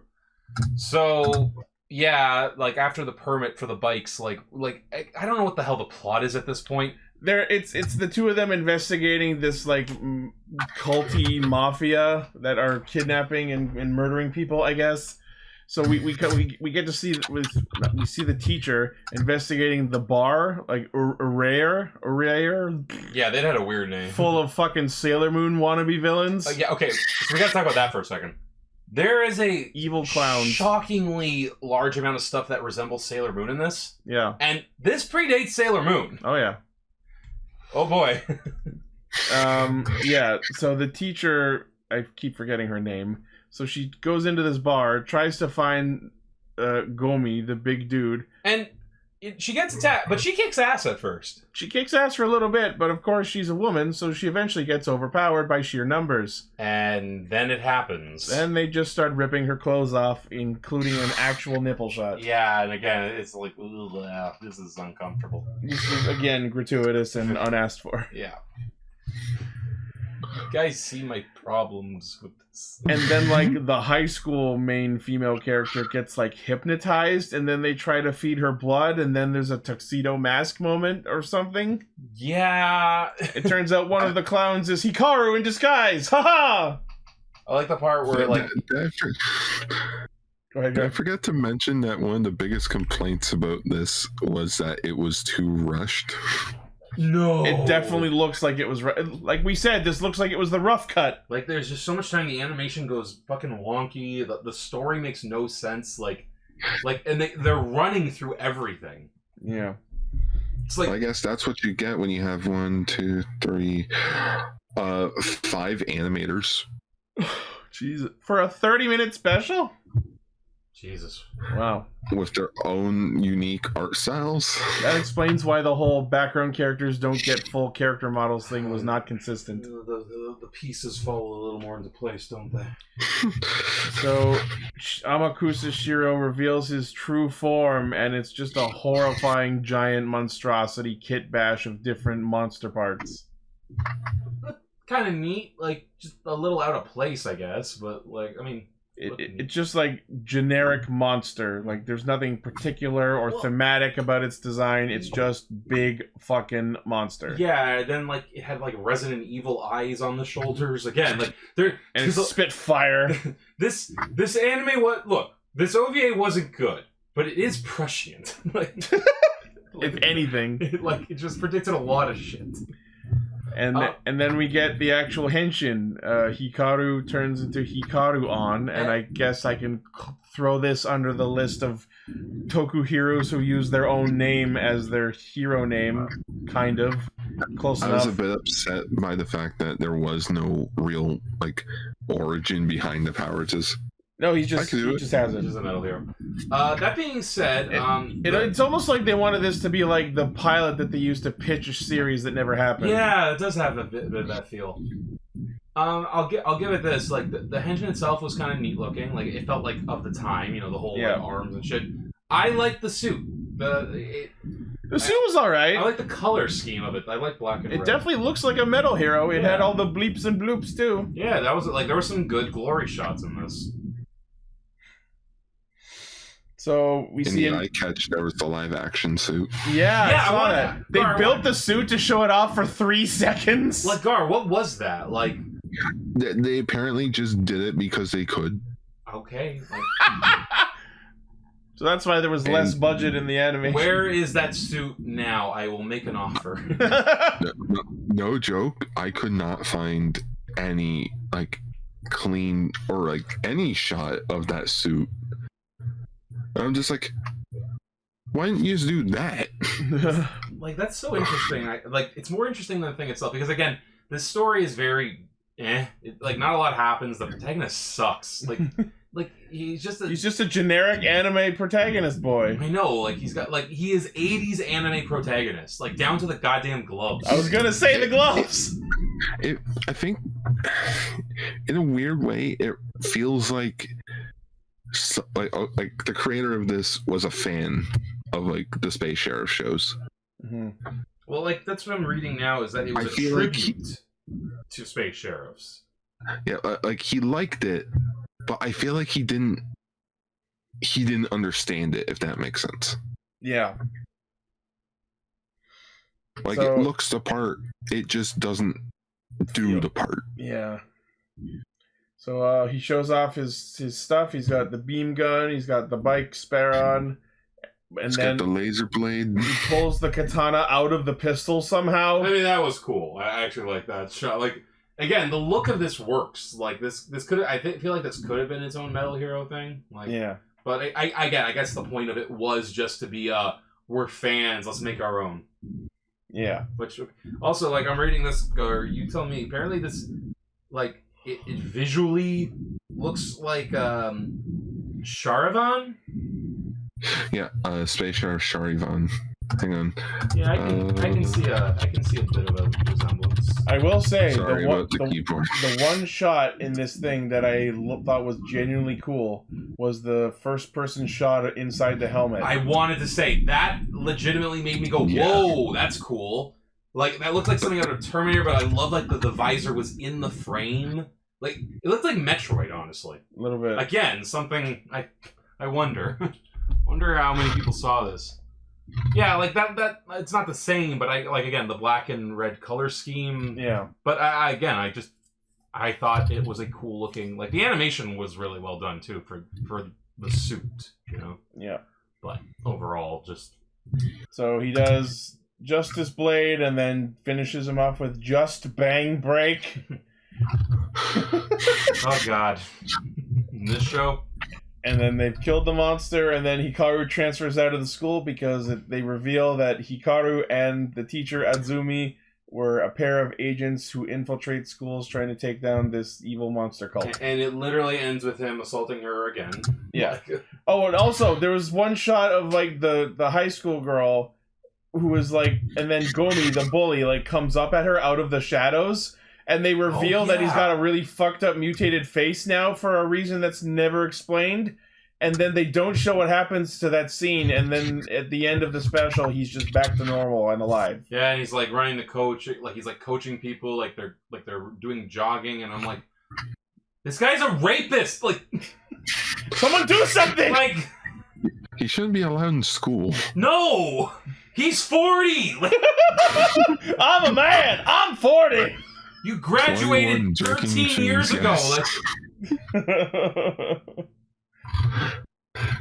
Oh my God. And then cue the ending song. Oh boy. Music was alright. I mean, if you got Akira Kushida singing your theme song, it's a banger. You're right. I guess that is what this show is probably mostly known for, is the music and the fan service. It's not even that good of fan service. Well, what are you gonna do? It just felt like if you want a toku, there are better shows, and if you want hentai, there's better hentai. Again, like we were waiting for like them to start fucking. Like, I mean, hentai usually does have like 40-minute startups, so yeah. I was expecting something more of a Toku hero thing. Yeah. You thought wrong. You were wrong. You made the bad choice, Gar. Maybe we should have watched something like more Futo PI, or the indie movie Orc, or maybe next time, which isn't next time, but Ike Boys. That looks cool. That's neat. I like that poster. It's about two American nerds who are into Toku finding long lost like Toku nerd shit. Cool. When did this come out? It came out like last year. Billy Zane. What? Billy Zane's in it. Ansem. What the hell? Yeah. Neat.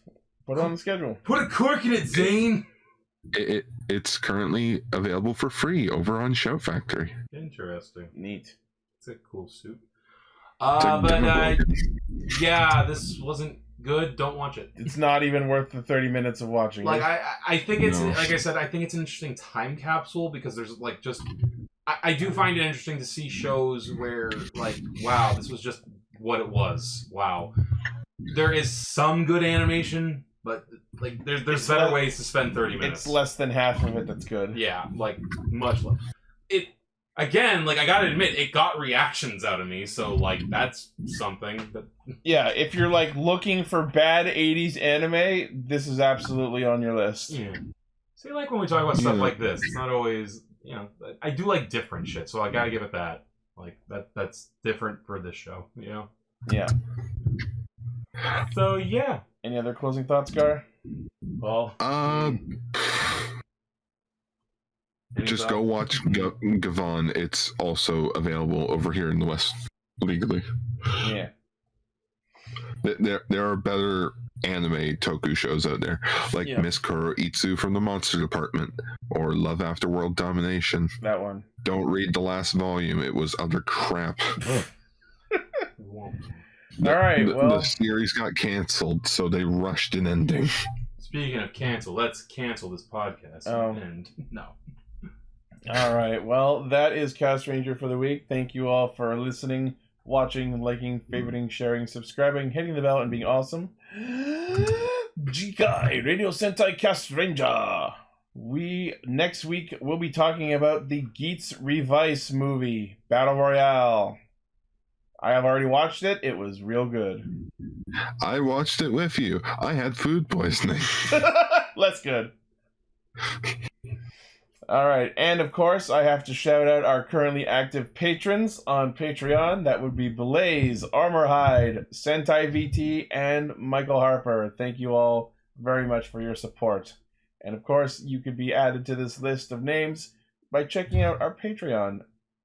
And if you go to our primary hub site, castranger.podbean.com, you can find not only our Patreon, but our Facebook, Twitter, merch store, Discord server, and all of our cool shit. So let us know what you thought about these episodes in the comments. Let us know if there's anything specific you'd like us to talk about. And we will see you next week. Stay Sentai.